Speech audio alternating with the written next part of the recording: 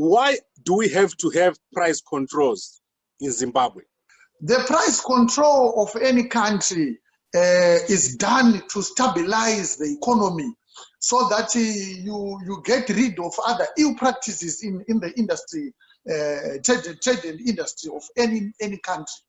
But in our own circumstances, we have to understand where we are coming from and where we are going with our economy. To control prices of commodities that you don't have the capacity to manufacture, then it's a recipe for disaster. We should never forget that price control has a twin brother that always walks with him all the time, which is called shortage.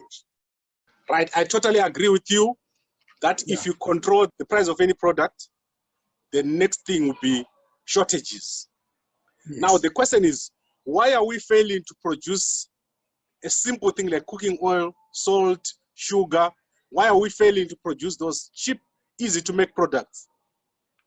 It's a very simple reason. The way the government has been managed for the past at least 3 decades is in such a manner that it does not promote growth of the economy. You see, the people have had the land given to them. So that land is supposed to be producing so that we can produce goods and export goods so that we can attract forex into our country. But you must understand, whatever pieces of land the people have acquired, that particular land has to be bankable. They must have title deeds.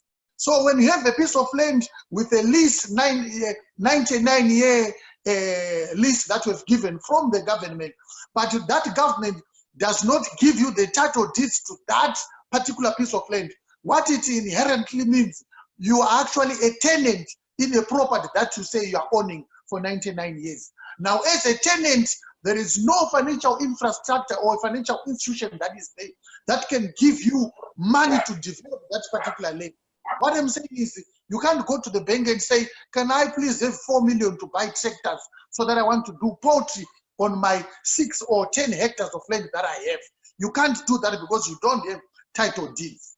What has happened to Zimbabwe is a very sad story. Now we are in a very sad state of affairs, whereby the country cannot produce anything for the people of Zimbabwe.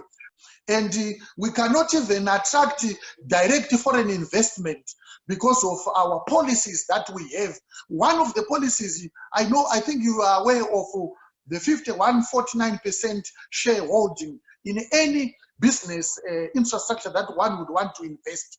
So any man with his right sense of mind cannot go in an area that is so gray. So those economic and political policies they are putting forth is not investor attractive.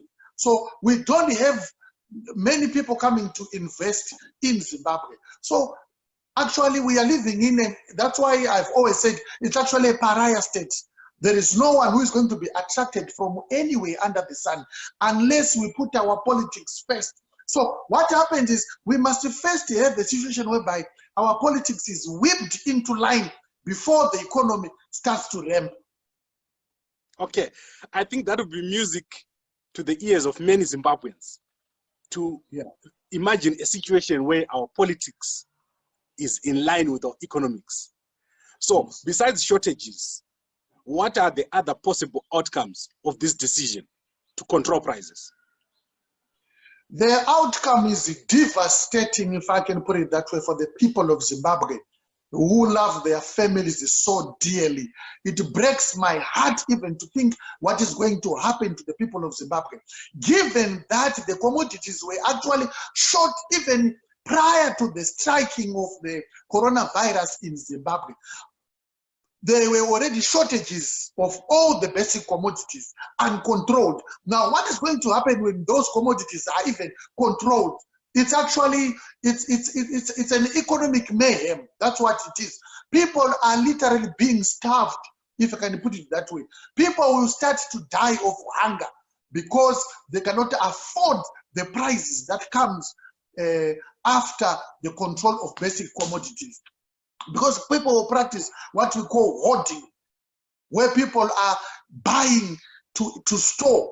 But you see, you must also understand that even the people that are in a retail industry, and wholesale industry. No one in his right state of mind would put anything on the shelf when he cannot get even a replacement value of that particular commodity. Do you see social unrest or demonstrations arising if there's such hunger in the country? Social unrest in Zimbabwe is imminent. And it's imminent not because Zimbabweans want chaos, not because people want to be on the streets. They are going to be on the streets or whatever uprising that comes. But it's a manifestation of how the government has been dealing with its politics in the country. So there will be civil unrest because you must understand a hungry man is an angry man. So the government must be very careful in introducing these price control because they trigger terrible unrest to an already strained economy, already impoverished society. They cannot, I mean, it's not sustainable to control products at the moment. Okay, then I want to go to my favorite question. What would you do as Democracy Restoration Party if we're in this under similar conditions?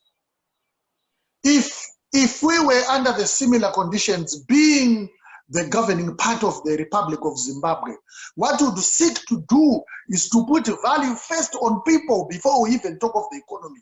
You cannot talk of any economy when you exclude the main players in the economy. You see, in this case, the people are the main players. It's like going to a football match and you let two teams play without a referee. You understand? It's a recipe for disaster. It's a lawless society. The center is no longer holding Mr. Gambakwe for the government of Emerson Mnangagwa. And if anything, he must look to the constitution and decide carefully what will be an option for him so that things will start to be normal. Otherwise, the inflation, which I want to say right now currently is just under 700%. It's a free fall inflation right now. So he can try every trick in the book and go around the world repeating the same mantra, Zimbabwe is open for business. It's like someone who is singing, who is starting a chorus without backing vocals. It doesn't work. Zimbabwe cannot be open for anything until our politics is open for the people of Zimbabwe first. So if we were to play, we would consider doing our things right. First and foremost, listen to the people when they go for elections. They shouldn't be denied correct result that comes from those ballot boxes. Otherwise, it puts us to the position where we are right now currently. So price control alone does not make our economy go up. It does not trigger the stove so that we can start the cooking. What triggers the stove is to safeguard the rights of the people, especially the human rights that we have seen and that we've heard being abused time to time. I actually so much disturbed by there are even portfolio committees that have been set to discuss the whereabouts of 15 billion and so on and so forth.